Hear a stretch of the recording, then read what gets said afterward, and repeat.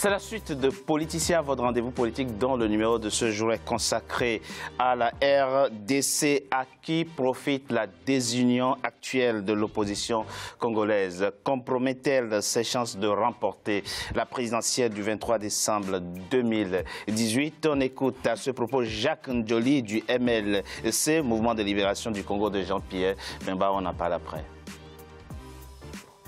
Avec un candidat commun, c'est la stratégie optimale qui devait nous amener à une victoire plus qu'éclatante. Mais les données de terrain démontrent que même si l'opposition va avec 2 ou 3 candidats, les candidats de la majorité est toujours battu. C'est pourquoi je vous ai dit que ce qui est important, c'est la maîtrise du processus, la crédibilité du processus, la transparence du processus. Donc, en termes de victoire de l'opposition, nous n'avons pas de doute. L'opposition peut-elle remporter la présidentielle du 23 décembre 2018 en y allant en rang dispersé? Oui. Vous répondez? Oui. L'IDPS peut remporter ces élections-là à main levée. Haut la main. Puisque l'IDPS est prêt. Est prêt depuis le temps, depuis 2011, depuis qu'on nous a volé notre victoire en 2011. Voilà. Mais il y a d'abord un problème préalable, monsieur, qui est dit. Les Congolais vous suivent. Vous êtes 7 responsables principaux vous avez 7 principaux responsables de l'opposition congolaise qui se sont retrouvés pour désigner un candidat unique. Et les Congolais constatent que ils n'ont pas été capables de dégagner de façon consensuelle un candidat unique. Est-ce que ça ne pose pas en soi un problème de crédibilité d'abord? Ce n'est pas un problème de crédibilité. Moi, je vais répondre sec là-dessus. Je prends à témoin 2011. On fait des élections présidentielles avec le président Tshisekedi sans alliance avec les autres. Mais chacun est venu avec ce qu'il a pu arriver avec. On a vu le monsieur qui vient de parler, Njoli là. Oui. Ils ont tout fait avec la CENI pour mettre le président Tshisekedi en minorité, c'est-à-dire que permettre à Kabila de remporter des élections. Alors que l'IDPS avait gagné des élections. Il est témoin, peut le dire. Hein. Oui. On était tout seul. Hein. Là aussi, là encore, on est tout seul. On peut aller gagner ces élections-là. Voilà. Vous pouvez. L'IDPS est capable de gagner toutes ces élections-là.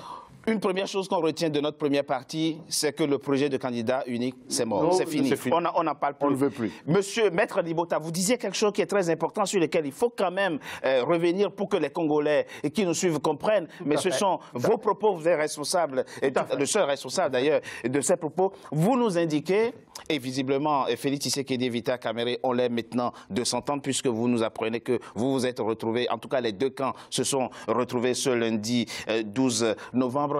Expliquez-nous de façon concrète comment Moïse Katumbi a pu faire invalider la désignation ou empêcher la désignation de Félix Tshisekedi ou de Vital Kamerhe comme candidat unique à cette présidentielle. Écoutez, M. Togbe, vous savez que Moïse Katumbi poursuit un schéma suicidaire. C'est-à-dire, Moïse Katumbi, comme j'évoquais avec son problème personnel avec Kabila, un problème certainement de finances, il veut rentrer au Congo, battre campagne. Et M. Kabila a dit non. C'est leur problème personnel. Non, pas rien à voir avec... Il n'a même pas déposé sa candidature. On ne l'a même pas, voilà, même pas autorisé. Il est exclu, hein, il est exclu, même pas invalidé, mais exclu. Mais ils sont des amis, quand même. Dites-vous. Apparemment, il a été son gouverneur. Hein. On n'entre pas dans le détail. Nous sommes le peuple qui connaissent leurs accords privés. Alors, et même son combat pour le président Kabila, nous sommes le peuple, ce n'est pas notre problème. Alors, pour avoir une étiquette, une casquette, il veut se dire il est opposant pour fuir en fait ces problèmes, ces démêlés judiciaires avec M. Kabila. Ce n'est pas aussi notre problème. Alors depuis, il a mis la pression pour qu'on accepte en tant qu'opposant. Nous l'avons accepté. Qu'est-ce qu'il a fait? Il sait que, vu qu'il est exclu, il a infiltré certaines personnes qu'on peut qualifier d'esprit faible, à l'occurrence celui qui a été désigné comme leur candidat unique de l'opposition, pour mener son combat pour être son cheval de Troie. Je ne cite pas son nom, parce que pour moi, c'est un traître. Et cette personne-là a bien joué son rôle. Il s'était dit apparemment entre eux que si celui-là a été élu, vous avez la preuve. Je ne citerai pas son nom. Vous avez la preuve de mais je vous dis les faits. Mais bien sûr, nous en avons les preuves. Vous aussi, vous êtes convaincu de cela? Bien sûr, nous en avons les preuves. Et celui-là qui devait mener son combat, ils se sont dit entre eux, si nous qui avons la base, nous qui avons la population, mettions notre machine électorale en marche pour le soutenir et qu'il soit élu, il resterait au pouvoir pendant 2 ans, et après 2 ans, il organiserait des élections pour permettre à Moïse Katumbi de revenir et postuler. Mais il faut être naïf, vraiment naïf. Vous pensez vraiment que celui-là, s'il était élu président de la République, laisserait le pouvoir après 2 ans? Mais où est la Constitution? Notre Constitution dit que le président est élu pour 5 ans. Votre propos, on a entendu. Francis Kalumbo, vous êtes le porte-parole adjoint de Moïse Katumbi et vous le représentez dans cette émission. Ce sont des accusations d'une extrême gravité. Pas du tout. Pas du tout. Pas du tout. Que répondez-vous? Ce sont des révélations. C'est des révélations. Appelons ça comme ça. Tout à l'heure, j'ai demandé qu'on donne quand même de l'eau à M. Libota pour qu'il puisse se calmer. À Maître Libota pour qu'il puisse, chers confrères, pour que vous puissiez vous calmer un peu. Hein, pour que vous puissiez vous calmer un peu. Laissez-moi quand même parler. Vous avez parlé, je ne vous ai pas interrompu. Et aussi la gentillesse de ne pas m'interrompre. On parle ici des kabylistes. Moi, je crois que s'il y a un grand kabyliste, c'est Kamere. Pas du tout. Et qui...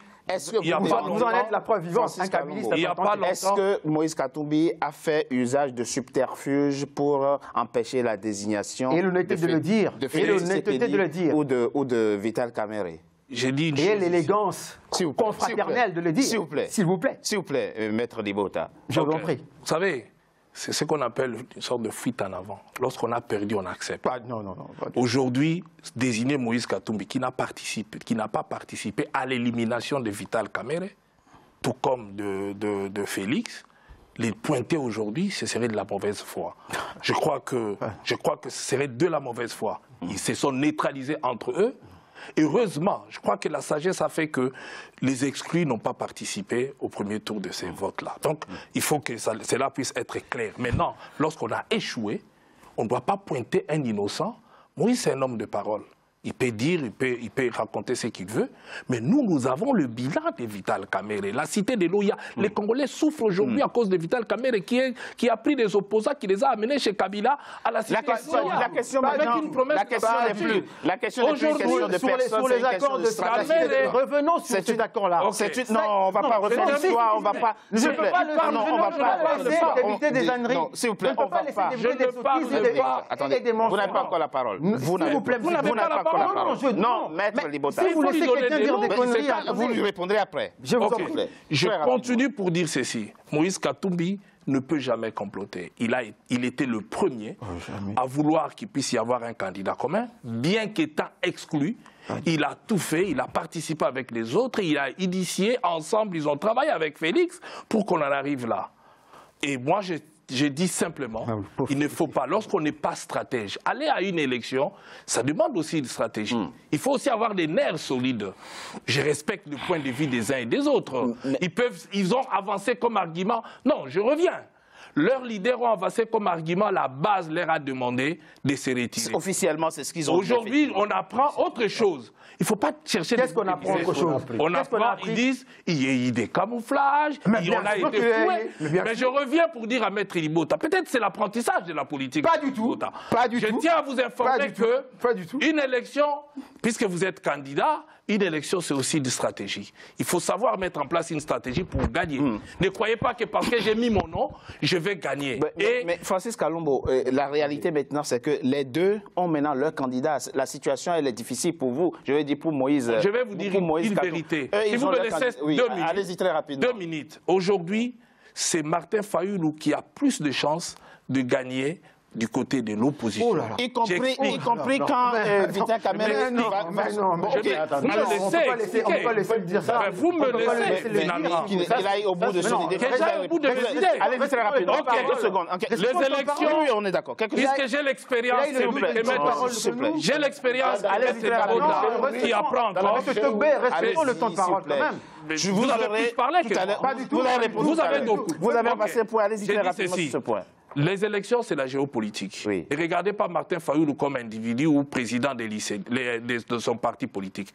Martin Fayulu est porté par les 5 leaders, les 4 autres leaders, à savoir l'Équateur sera quadrillé par Jean-Pierre Bemba, le Bandundu par lui-même avec Mouzito, et vous prenez le Katanga avec Moïse Katumbi et Baba Kyungu Wakumwanza, sans compter qu'à l'Est, nous avons Pai Pai, nous avons beaucoup de nos leaders, Pierre Noum, ainsi de suite. Comme on a passé le temps, on a compris. La géopolitique... joue en faveur de Martin et la sociologie du vote. Il ne faut pas regarder Martin Fayulu seul, il faut regarder Martin Fayulu avec Merci. Moïse Katumbi et les autres. Justement, la cartographie électorale. Contrairement à Kamere qui n'est qu'à Bukavu, la cartographie électorale allez-y très rapidement.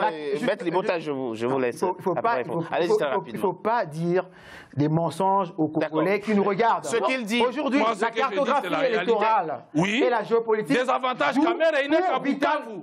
Il n'est qu'à Bukavu, papa. Je vous rappelle en 2011, il a eu combien de pourcents? Moins de 10%. Des électeurs sont de l'Est. C'est malheureux de dire, mais chez nous, c'est malheureux de dire, mais chez nous, le vote est sociologique, le vote est ethnique, d'accord. Et avec ces 40%-là, le Sénat, au départ, nous avons un vivier pour gagner. Nous vous mettons à défi, nous irons avec Vita Kamere et nous allons tout faire pour... Non, vous êtes déjà derrière l'IDPS. Vous êtes déjà à genoux derrière l'IDPS. Allez pour le flouer. Cette fois-ci, l'IDPS va vous chasser. Notre candidat la base de l'IDPS va vous chasser. On est habitué avec elle. On est habitué avec Kamere. On est habitué. Mais pourquoi c'est la aussi mal que nous? Si jamais leur fait un effort, mais qu'il aille battre campagne. Il va aller. Pourquoi il pleure? Il pleure parce qu'ils savent que le meilleur d'entre eux s'est retiré et c'est Vital Kamere. Non. Avec lui, il a plus de 50%. D'accord, très bien, c'est entendu. Plus de 50% des Français. Qu'il aille battre campagne. Qu'il aille battre campagne, votre alors, chacun, effectivement, il fera même pas le poids chez l'IDPS. Que Kamere va se mettre genoux à l'IDPS. C'est ce sera le futur président de la République. Il est capable d'avoir même 10% en 2011. Seulement maintenant qu'il aura. Avec votre tricherie de la CENI. S'il vous plaît. Moi, il était également. Vous savez bien Vous savez combien il a eu de pourcentage? Vous savez combien il a eu de pourcentage? Donc vous savez combien il a eu de pourcentage? Vous savez combien il a eu? Moins de 10%. Même vous-même, en tant que moins de 10%. vous avez triché. Je l'ai été. Vous avez triché. Écoutez-moi, maître. Maître, écoutez-moi. On verra. S'il vous plaît. Allez, votre campagne, on verra. Bon, écoutez, mesdames et messieurs, nous marquons une courte pause. Kamere n'est là. Nous marquons, on revient à vous pendant la pause. Votre micro est mal placé. C'est un traître connu. C'est un traître connu. Il a floué Félix à Genève. Il a floué Félix à Genève. C'est lui qui a floué. Monsieur Libota, vous m'écoutez, s'il vous plaît? Je vous en prie. Alors, on marque une courte pause, on se retrouve dans quelques heures. Ça ne sert à rien de s'engueuler comme ça sur un plateau. Les Congolais ont droit quand même à des responsables, à des représentants responsables qui débattent de façon calme et courtoise sur un plateau de télé. Ça ne sert à rien. Ça ne sert absolument à rien. Mais nous marquons une courte pause, on se retrouve dans quelques instants pour la suite de notre émission. Je comprends que le sujet vous passionne. À tout de suite. Pour le Congo, nous mourrons.